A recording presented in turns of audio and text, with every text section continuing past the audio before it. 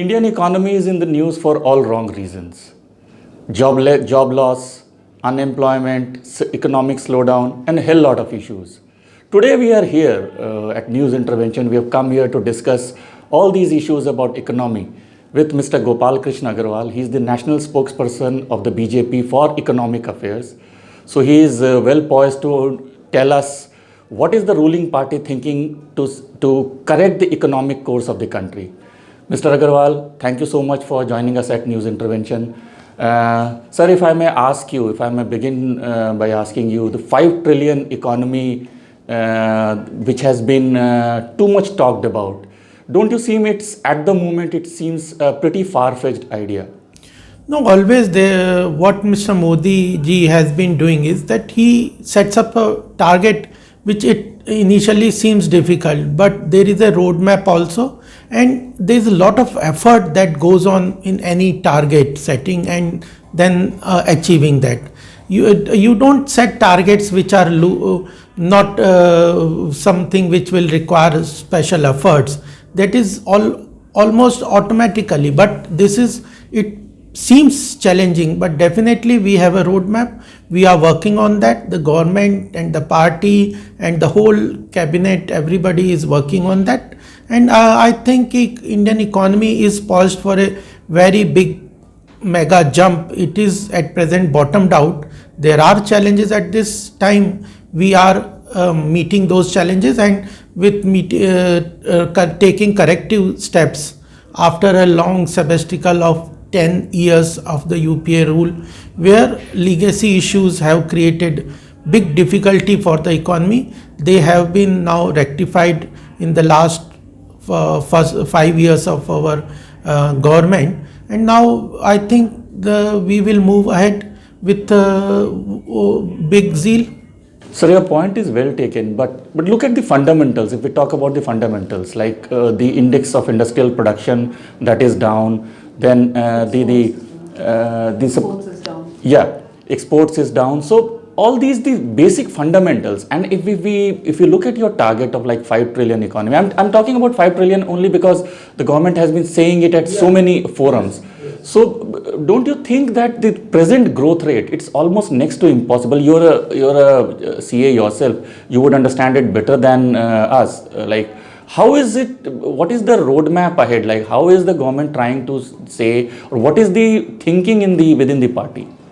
Thing was, in the first 5 years of our present time, we worked on the supply side of the credit. There were so many issues with regard to corruption, inflation, FDI, GDP growth rate, then level playing field, ease of doing business, then indirect taxation, direct taxations. All these issues I can go in detail how we have tackled them.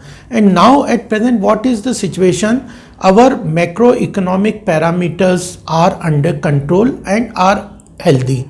Now there are certain challenges which arise because of global issues also and because of domestic constraints also. So those challenges we have identified, and now in this budget recently the government has announced so many initiatives. Further, on 1st of February we will announce further more policy matters or initiatives of the government, and there is a clear roadmap. You see, after submission of our budget this term, it is only 6 months that second term is now only 6 months have passed in our second term, and there are 32 new initiatives which the finance minister has announced, whether it is automobile, whether it is pharmaceutical, or whether it is telecommunications, then MSME sectors, banking, NBFC. All these issues the government is very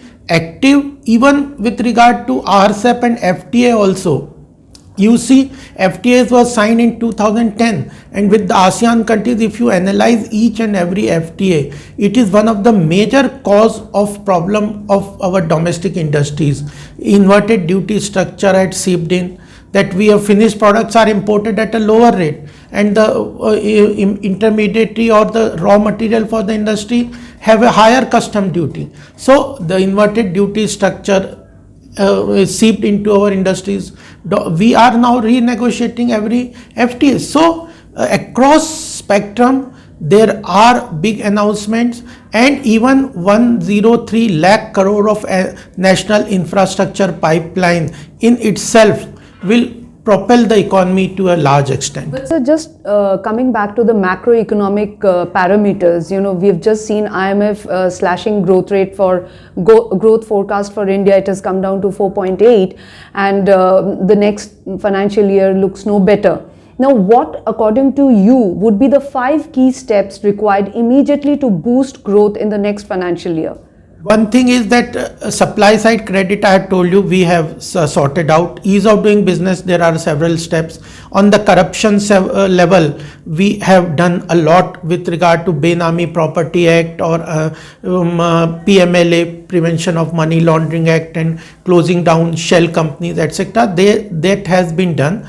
Under the GST, we have come out with a mega reform, but implementation level, GST network, there are several issues. The government is planning various steps, technological solutions. If we talk about GST, collection of GST has been not to the mark, not according to what you were expecting. Considering that GST was supposed to boost growth by a huge margin, that hasn't happened. Are you going to take any further step to ensure that the GST regime is further eased and it finally starts boosting growth?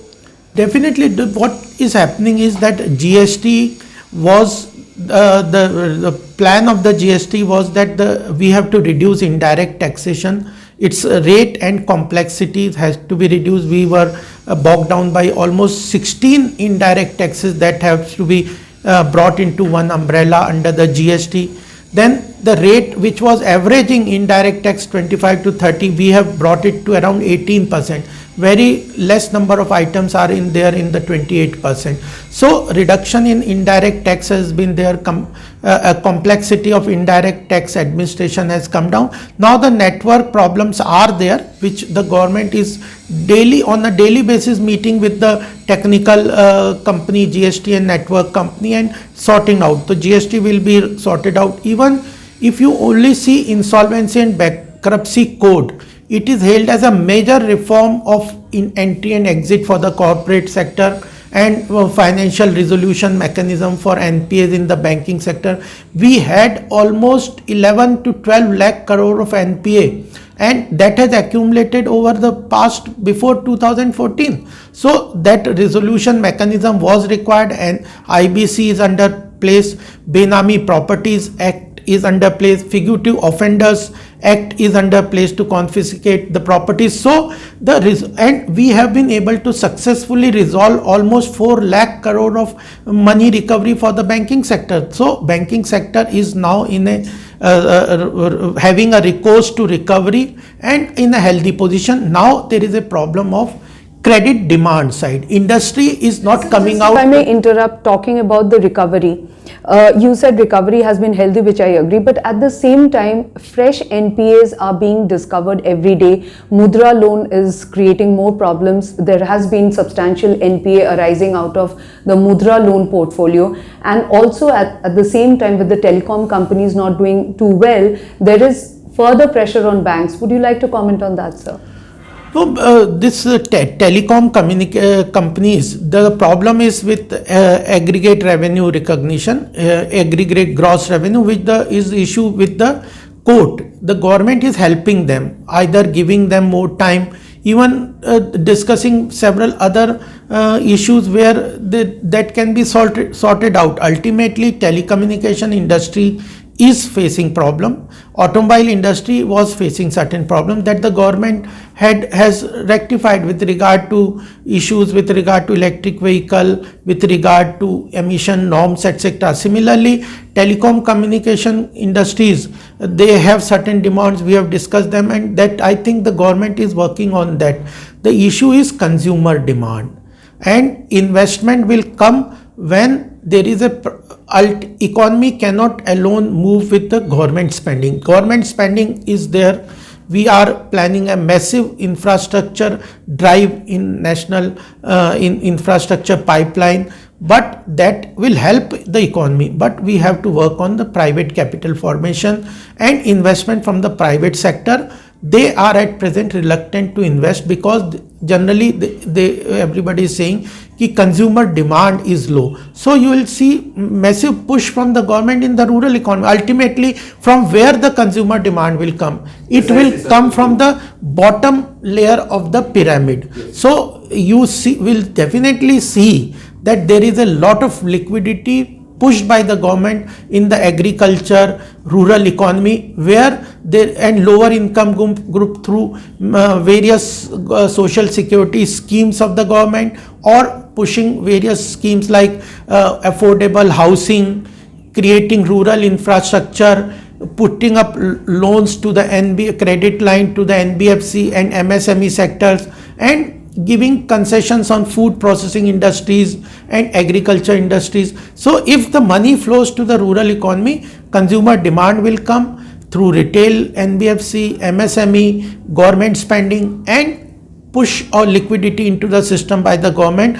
Then finally this investors sentiment will come up and they will go for new investment. And the supply side is already tackled. So demand will be tackled, demand for credit.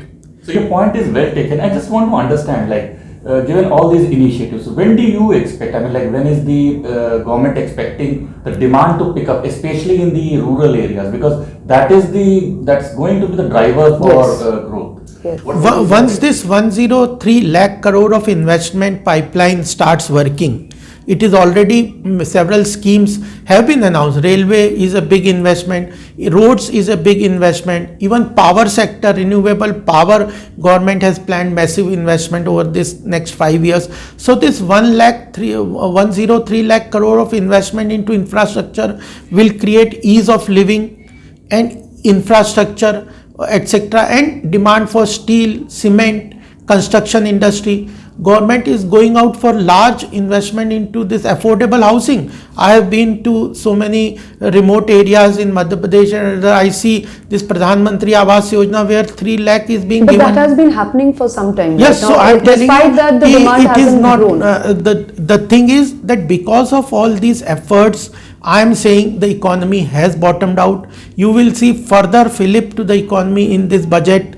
And even MPC also, there is a talk with regard to RBI that don't target only inflation. We have to accumulate and assimilate the growth objective of the government also into the money supply. So these kind of focused approach on RBI monetary policy, also fiscal policy, there will be big steps. Even government has brought down the corporate taxes. So I can go on and listing several initiatives.